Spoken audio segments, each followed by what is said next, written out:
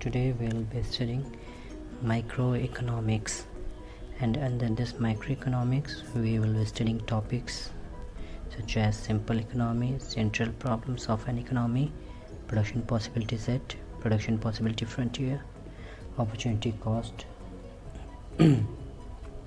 organization of economic activities. In this we'll study centrally planned economy, market economy and mixed economy, after which we'll study positive and normative economics, and after that finally we'll study microeconomics and macroeconomics. What is microeconomics and what is macroeconomics, and how these two are important. So what is microeconomics? Let's see. In microeconomics we study how an individual person or a single household or single family or a single group or a single company influences the demand and supply,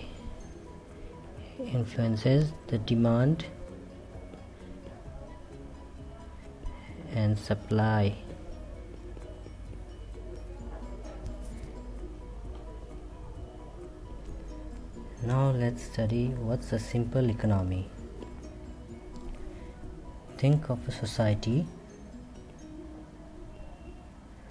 In society there are numerous people 1, people 2, people 3.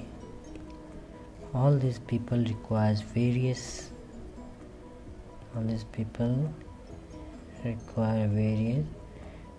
goods and services,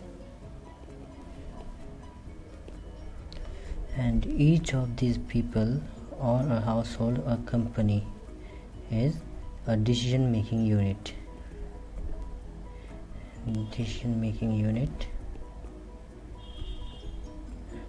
of its own.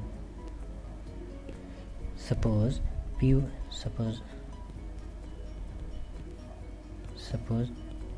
P1 owns land and P2 owns cloth mill, and P3 is laborer.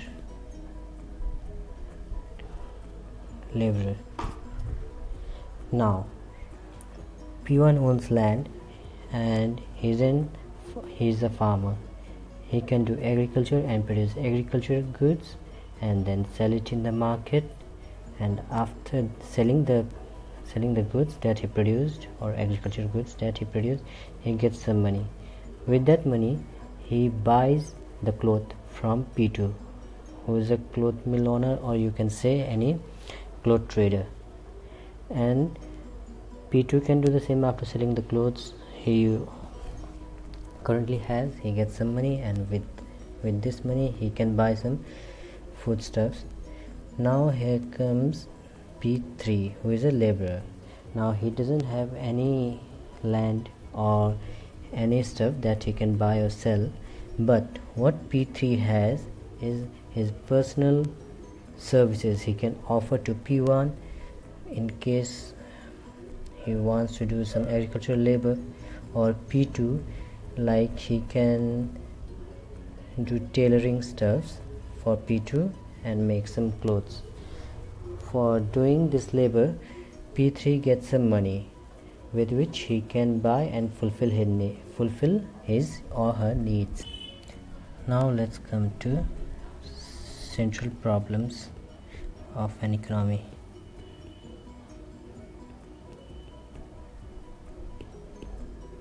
A basic economic activity includes production, exchange and consumption. But since we know that we do not have unlimited resources, be it anything, be it money, be it natural resources or anything, be it household resources, be it your salary, it's not unlimited, it is limited.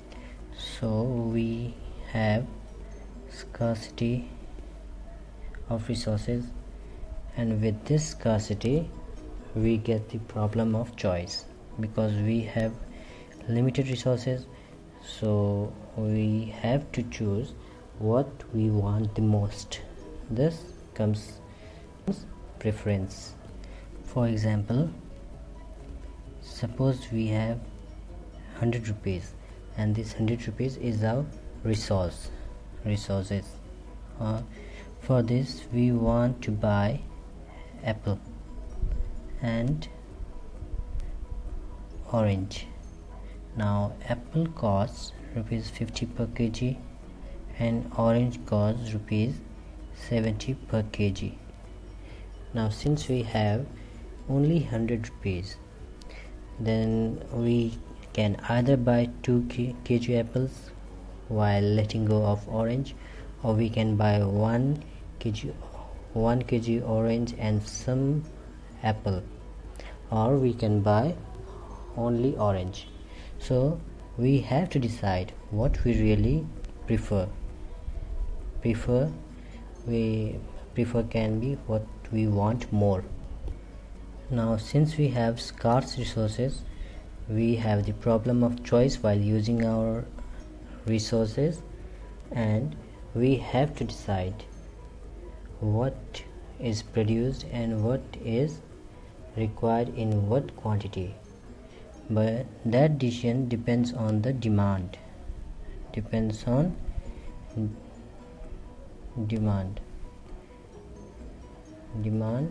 and price. Now the second thing is how to produce.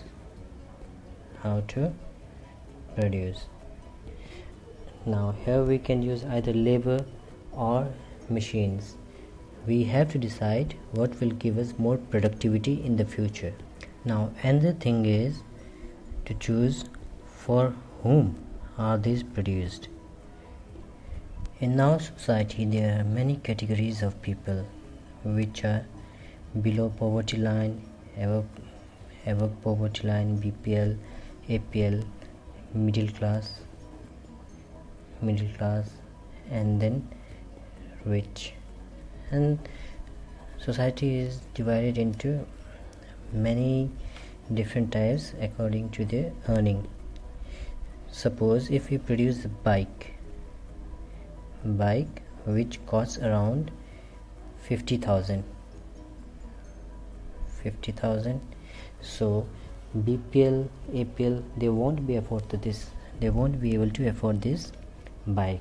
So 50k will be for middle class. We will be producing for a middle class, and whereas the rich are concerned, of course they can buy this bike, but they will not be attracted to this bike because they have more income. They want to spend on luxury products. So rich will prefer luxury items. Now we have seen the problem of choice when we have scarcity of resources, and how these resources are allocated depends on their demand and the price. And how to produce, we have already seen technology, labor, which one to use, for whom are these produced, BPL, APL, middle, rich, and so on. And finally, how will they be distributed? Suppose we have some car that is produced in Gujarat. Okay, now we have to sell it in West Bengal. Now it's produced in Gujarat and we have to sell in West Bengal. There are many intermediaries through which we have to go. Suppose we'll be requiring the couriers, we will be requiring road services or road infrastructure and many things that we will study further in future. For now, public distribution system or rationing system managed and controlled by government is best example for how the goods are distributed. Now we come to production possibility set. Suppose now let's take example of apple orange, which costs rupees 100 per kg and it costs rupees 200 per kg, and we only have 100 rupees. So we can either buy 1 kg apple and 0 orange, or we can buy so we can buy suppose x1 kg and y1 kg, and again we can buy x2 kg and y2 kg, and we can buy only orange half kg. But in production possibility set, we take those combinations or those sets which include both the items, not this, because this includes only apples and this includes only oranges. So these are, suppose we have only two sets that we can buy using our money, that is called production possibility set. Now what is production possibility frontier? Production possibility frontier means maximum utilization of our resources without losing anything. Suppose we have 100 rupees and we can buy the combinations of apples and oranges, but the best possible combination that we can buy without losing any of the money, that's called production possibility frontier. See, maximum utilization of resources without any loss. Now let's come to opportunity cost. Opportunity cost means a little more of having one good for which some amount of other good has to be foregone.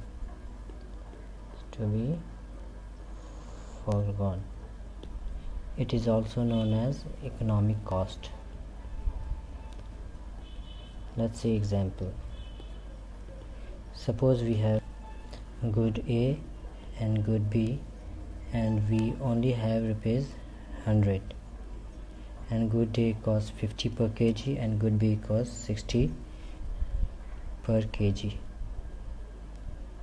Okay, now in one set we buy this 1 kg and this 750 gram, and in another set we buy 800 gram and 1 kg. Here A has 250 gram more and here B has 200 gram more.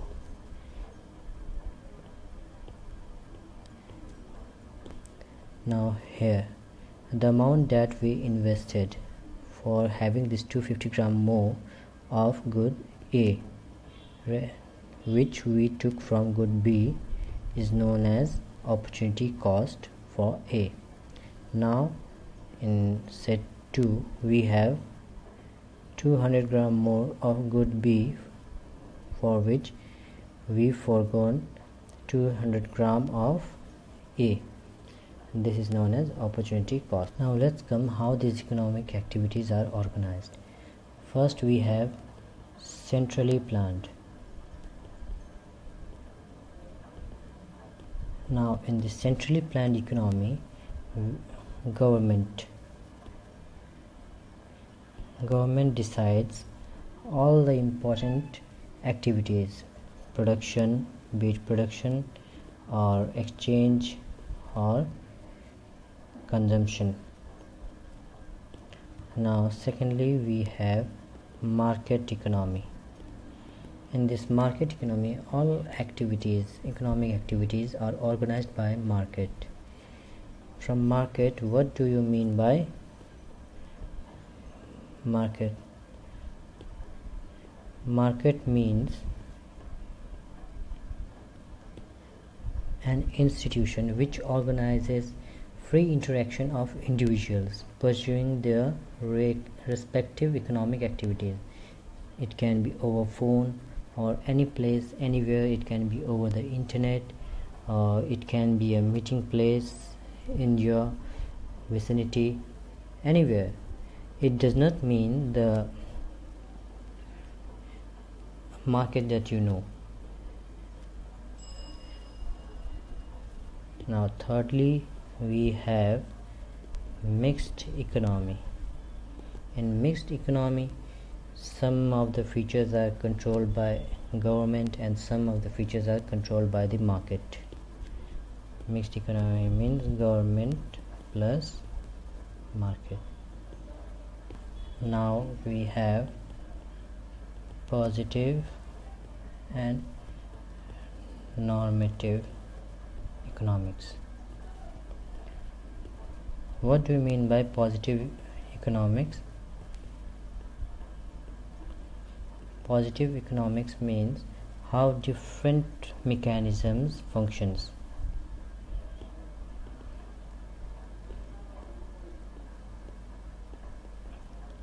By different mechanisms we mean in our economy we have scarce resources, and with those scarce resources we have to allocate these resources to produce the desirable outcomes.